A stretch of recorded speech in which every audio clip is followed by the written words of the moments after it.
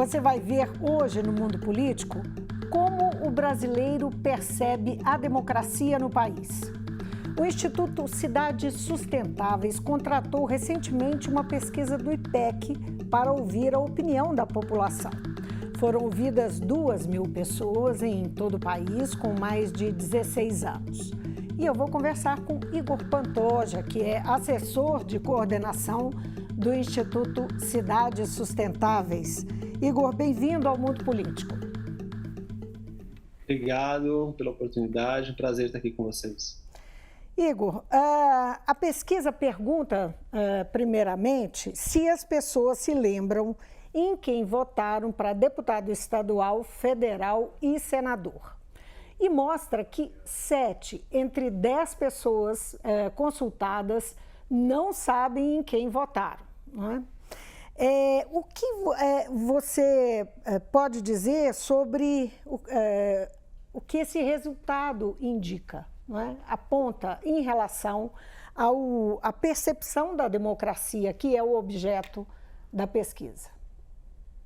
A principal questão é de que os nossos representantes, né, para os quais a gente vai votar mais uma vez agora no próximo domingo, eles são realmente esquecidos e não são, ao contrário do que se esperaria, não são acompanhados pela população, né? Não necessariamente o voto deles, as decisões que eles vão tomando no Legislativo Federal, principalmente, né, tanto nos estaduais quanto no federal, essas decisões que eles vão tomando, essas votações que eles vão fazendo, não são, nem sequer a população sabe, porque elas não sabem quem votaram.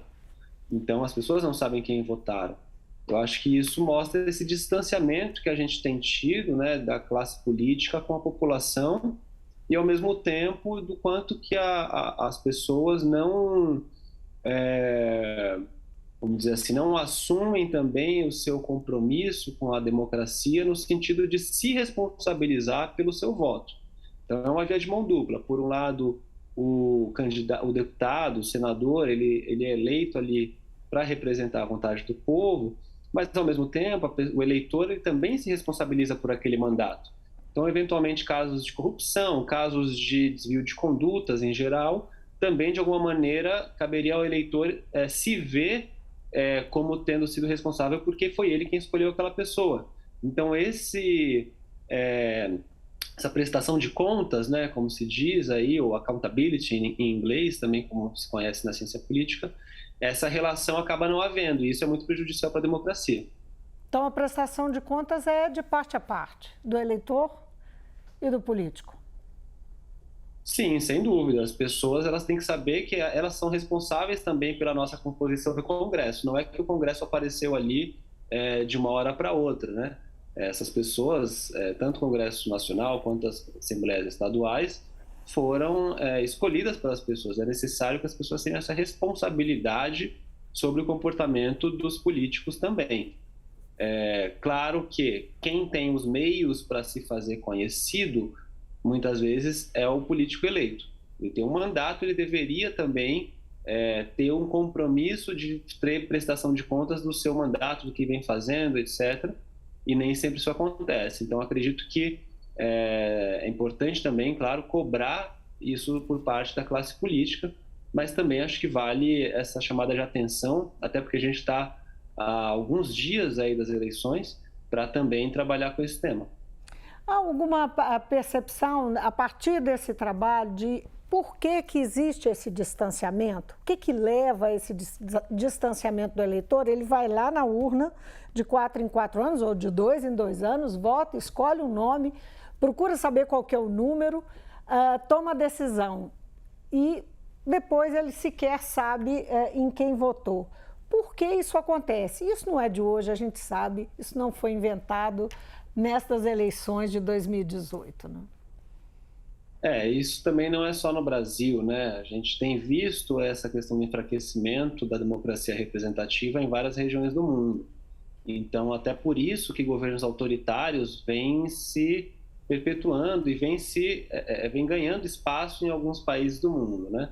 Então, acho que esse distanciamento muitas vezes ocorre porque as pessoas não veem o resultado esperado do mundo político na sua vida direta. Então, a gente elege, né, a cada 2 ou a cada 4 anos políticos, representantes que vão tomar decisões em nome do povo, né, das cidades, dos estados, etc. Mas aquelas promessas que muitas vezes são feitas não são cumpridas ou não se transformam em mudança na vida das pessoas. Certamente, essa falta de efetividade, vamos dizer assim, é uma das responsáveis por esse distanciamento. A gente vê essa dimensão da efetividade sendo um explicativo para esse distanciamento em outros casos, por exemplo, de conselhos participativos. Conselhos de saúde, de educação, conselhos participativos, como existem em algumas cidades, orçamento participativo. Então, a crítica mais comum desse tipo de espaço de participação, e que muitas vezes vão sendo esvaziados também ao longo dos anos, é exatamente por conta da baixa efetividade. Muitas vezes as decisões são tomadas desses espaços, mas elas não são efetivadas, né? Então a população decide ali a priorização de determinados temas, por exemplo, no orçamento municipal, e na hora da execução o dinheiro vai para outro lugar. Então esse tipo de problema, vamos dizer assim, é certamente parte desse enfraquecimento democrático, né? Então, quando as pessoas veem que a classe política está trabalhando em causa própria, sendo aqui bem sintético, né? Mas quando ela não atende aquelas necessidades mais prementes da população, então a gente está vendo agora um contexto de inflação alta, combustível alto, desemprego ainda elevado, apesar de uma certa retomada, mas um desemprego elevado, e uma renda, né, uma média aí de rendimento da população ainda muito baixa. As pessoas também vão perdendo esse sentimento de crença ali de que a política é um caminho para a transformação, e acabam muitas vezes optando por políticos ou por candidaturas que se dizem diferentes, né? Que se dizem longe daquilo que é o tradicional da política. Então, a gente vê que o resultado das eleições de 2018 teve muito a ver com isso, por exemplo. Então, essa se o que falta está aí não está funcionando, vamos ver, quem sabe alguém que nunca foi da política, né, poderia vir a resolver, né? Bom, isso tende a ser diferente agora, não é o que os analistas políticos estão dizendo, né? Que é um esgotamento disso. É isso, a gente teve esse foi o grande mote em 2018, né? Aqueles que se diziam fora do mundo político, apesar de que muitos deles já estavam ali em outros cargos, mas nunca apareceram muito. Mas aqueles que se dizem contra um modelo, vamos dizer assim, acabam tendo chance por conta dessa descrença acumulada nos últimos anos e das necessidades não atendidas, vamos dizer assim, né? Agora, Igor, a pesquisa também levantou quais devem ser as prioridades de um político do ponto de vista daquelas pessoas, não é, que foram ouvidas. A pesquisa ouviu gente de várias faixas de renda, diferentes faixas de renda, de diferentes condições sociais e também de educação, não é? Que nível de educação tem. Enfim, parece que atingiu vários estratos. Aí a resposta a pergunta é o que as pessoas consideram prioridade e o quanto essas diferenças de renda, de educação, de região do país influenciaram nesse resultado. Tem algumas diferenças, assim, por exemplo, a questão regional, né? Se a gente pega as respostas da região sul do país, por exemplo, a questão do incentivo à geração de empregos como sendo a primeira prioridade que um político deveria ter, ela é mais forte na região sul do país. Enquanto na região norte, por exemplo, combater as mudanças climáticas, né, não estava em primeiro lugar, mas foi a região que mais mencionou a importância do combate às mudanças climáticas e do combate ao desmatamento, por exemplo. Então, em cada região do país, a gente vê que também certos temas são mais próximos, vamos dizer assim, né? As questões são mais estruturantes em determinadas regiões. quando você olha grupos sociais, você vê que quem falou mais de geração de emprego, por exemplo, da importância, né, da geração de empregos, foram aquelas cidades, aquelas pessoas que moram em periferias de regiões metropolitanas, por exemplo, que não estavam nas capitais, né? O segundo motivo, além da geração de empregos, o segundo tema que deveria ser prioritário, segundo a pesquisa, foi a redução das desigualdades sociais. Então, também tem aqui alguns grupos que acabam respondendo, né, de maneira mais fortemente que essa deveria ser uma prioridade. Então, os estratos de nível superior, a população com renda familiar até superior a 5 salários mínimos, foi quem respondeu mais que a redução de desigualdades deveria ser uma prioridade. O que até chama a nossa atenção, porque não é necessariamente a população mais pobre que está falando disso. São outros segmentos sociais que reconhecem que as desigualdades sociais também as prejudicam. Né? Não é só um problema de quem é mais pobre, de quem está numa situação de vulnerabilidade, mas é um problema social como um todo e afeta todos os estratos. Agora, apesar desigualdade... de ter algumas diferenças, mas ainda é um tema que é importante para todo mundo. Mas no Nordeste também esse tema ele ganha relevo, não? No Nordeste, a geração de empregos foi o tema mais citado. A redução de desigualdades sociais, ela é um pouco mais baixa até do que a média. Na verdade, a média do país foi de 55%. E no Nordeste, esse tema reduziu a 47%. Curioso. Um tema, por exemplo, que apareceu mais no Nordeste do que na média nacional foi a do combate ao preconceito. Então, combate ao racismo, à homofobia. Esses temas foram um pouco mais altos quando se perguntou no Nordeste do que a média nacional. Quer dizer, o eleitor, por mais distanciado que ele esteja da política, ele de fato ele sabe dizer o que ele espera dos políticos, não é? E aí ele espera, todo mundo sabe. E aí vem a pergunta seguinte, sobre a vontade das pessoas de participar da política, que explica um pouco disso aí. 76% não tem nenhuma vontade. Aí é curioso, sabe o que quer, não se interessa em acompanhar, não é?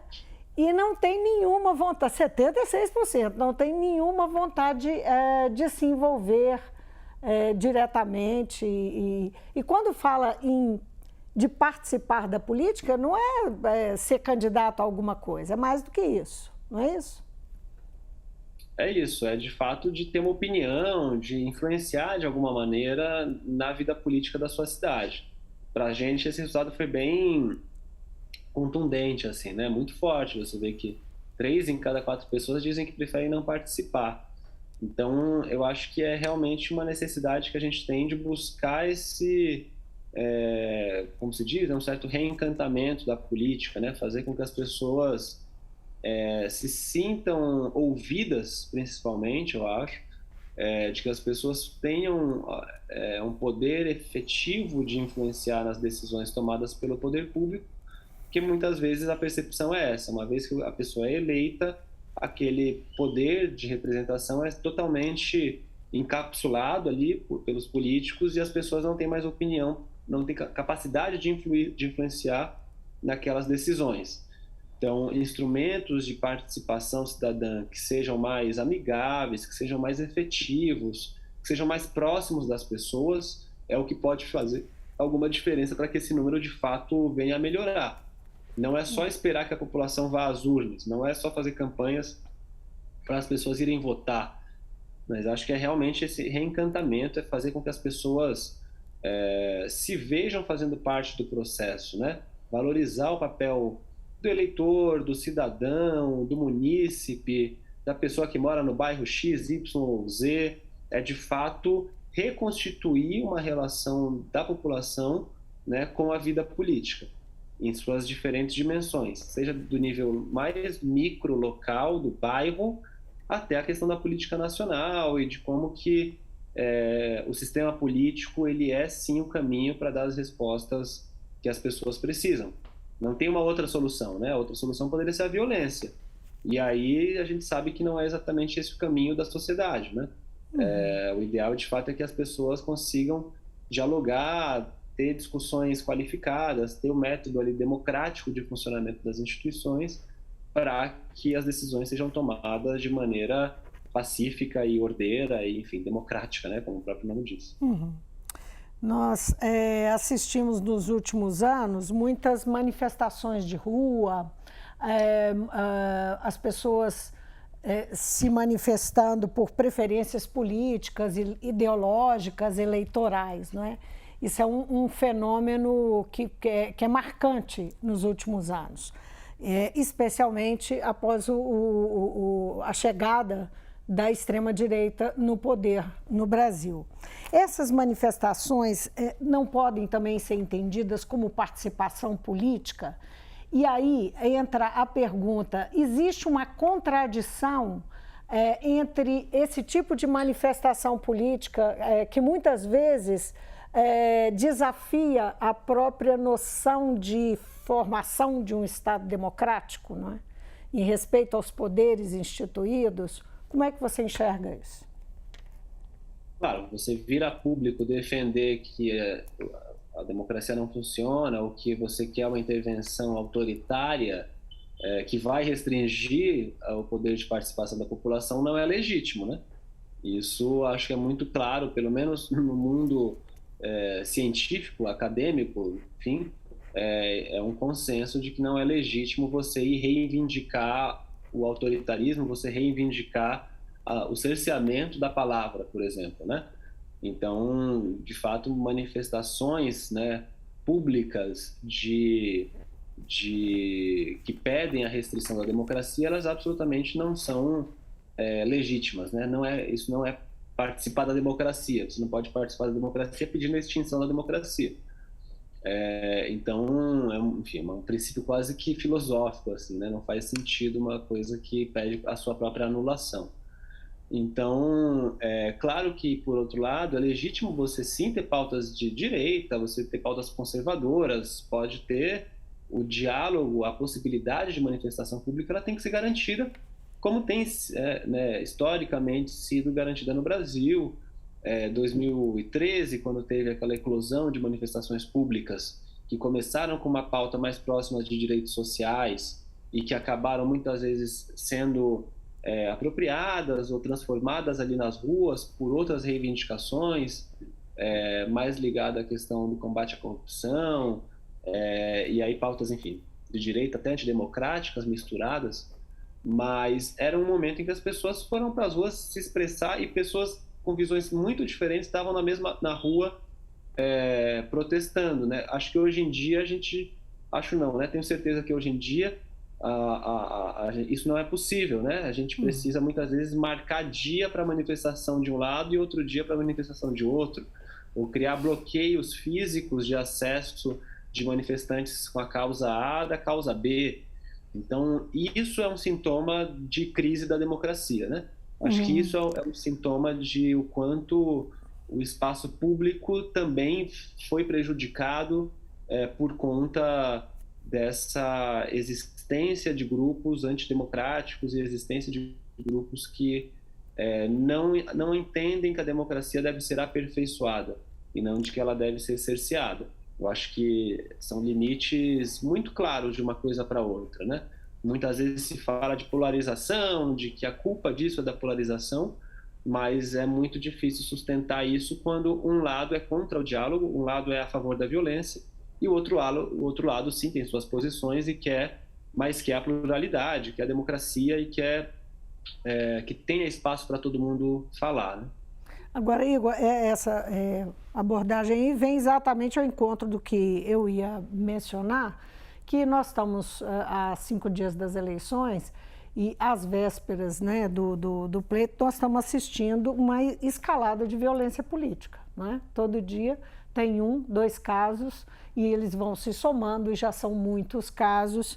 E é exatamente esses episódios e essa escalada e esse medo que vai sendo incutido nas pessoas, né, até em relação à ida às urnas, que eu queria que você avaliasse.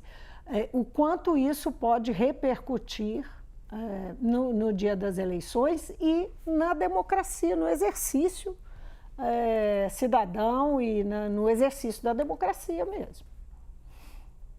Foi se criando um cenário para isso, né? Um cenário de medo, de armamentismo, né? Você não sabe se as pessoas ali do seu lado estão armadas ou não, então a própria Justiça Eleitoral proibiu ali o porte de armas nos locais de votação, mas já tem alguns recursos nos tribunais superiores por parte de policiais, salvo engano, que querem que seja assim permitido entrar armado no local de votação.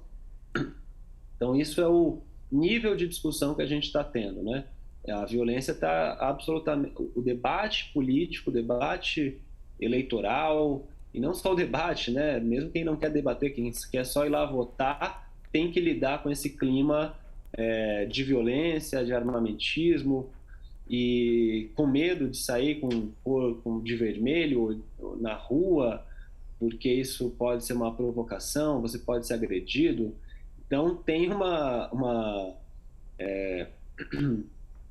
tensão no ar que é absolutamente inédita na vida democrática, talvez, do Brasil, né? Isso é importante de ser reconhecido. Não sei se as pessoas que querem sair de verde e amarelo, se elas vão estar com medo de sair na rua tanto quanto pessoas que querem votar no PT ou na esquerda, enfim, estão com medo. Acho que tem uma desigualdade aí também de aposta na violência, vamos dizer assim, de aposta nesse clima de repressão e tal, que ainda precisa ser melhor estudado, e certamente tem gente lidando sobre isso. Mas eu acho que sobretudo essa questão do clima que se criou, eu acho que é muito prejudicial, claro, para o exercício da democracia, né? Não existe democracia se você não tiver o mínimo de segurança para que você possa expressar a sua vontade política. Certamente, enfim, a gente espera que isso passe, que isso evolua de alguma maneira para um debate democrático aberto, com posições variadas do espectro ideológico, mas que seja a partir de bases democráticas, né, da política e não da violência. Hoje tem uma reportagem estampada na capa da Folha de São Paulo sobre violência e perseguição política entre evangélicos. É muito impressionante, assim, como os casos vêm acontecendo e a reportagem conta inúmeros episódios, né, de violência entre os próprios evangélicos. A questão dessa proximidade, né, entre política e religião também é um tema muito complicado, porque a religião envolve, de fato, paixões, crenças, dogmas, né, que são coisas muito difíceis de lidar em bases racionais da democracia moderna, vamos dizer assim, né? Então, você mistura questões que absolutamente não deveriam ser misturadas desde que a gente conhece, enfim, a democracia moderna é um princípio basilar, né, sobre a separação entre religião e política.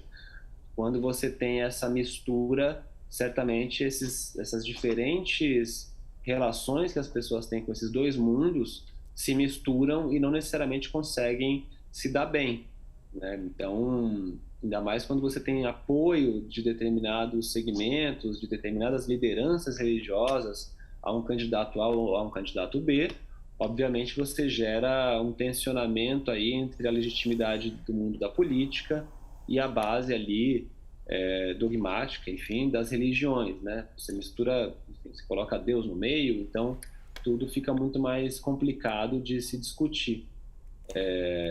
Então, a gente precisa também, como democracia, olhar para isso, né? Ver o quanto... E não é só a questão evangélica, eu acho que mesmo a questão, enfim, do cristianismo e de outras religiões são muito presentes ainda em espaços públicos. A questão do crucifixo, Deus na Bíblia, Deus na Constituição, uma série de questões que precisam ser melhor entendidas no Brasil, porque essa mistura, de fato, ela não é o ideal da República. Uhum. Tem se falado muito Na verdade, nesse último ano, né, que antecedeu aí as eleições, que quanto à normalidade, as eleições e a normalidade delas são necessários para que a gente tenha uma reafirmação da democracia no Brasil. O que você espera desse 2 de outubro? É o básico, né? A eleição é o básico, eu acho. Se a gente está querendo que a pessoa lembre de quem ela votou, que ela cobre, né, do seu representante um retorno sobre as suas necessidades, de que ela acompanhe a votação dessas pessoas, tudo isso parte do princípio básico das eleições. A gente quer ir além das eleições, né? Quando a gente tem um contexto em que as próprias eleições são ameaçadas de não serem cumpridas, de não terem seu resultado reconhecido, você destrói o princípio básico, fundamental da democracia moderna, que é a eleição direta, né? Então, isso é bastante um retrocesso mesmo, né, que a gente tem vivido e que certamente precisa ser valorizado esse momento das eleições. Eu acho que o TSE vem fazendo um trabalho de reiterar a lisura do processo eleitoral, né, algumas decisões recentes que vêm favorecendo a representação adequada das mulheres, a representação adequada da população negra. Então, é isso que a gente quer, é melhorar a democracia, é aperfeiçoá-la, e não criticar as bases e não deixar de reconhecer resultados. Isso é absolutamente ilegítimo e antidemocrático, né? É o fundamento primeiro da democracia, de que a gente possa escolher representantes e expressar a nossa vontade, né? Igor, muitíssimo obrigada por atender o Mundo Político, a TV Assembleia, por essa boa conversa. Obrigado a vocês mais uma vez pelo convite e um bom voto aí para você e para todos que estão assistindo a gente. Para nós todos. Eu conversei com Igor Pantoja, assessor de coordenação do Instituto Cidades Sustentáveis. Falamos sobre democracia e a percepção que nós brasileiros temos dela. Fico por aqui, obrigada pela companhia. Até amanhã.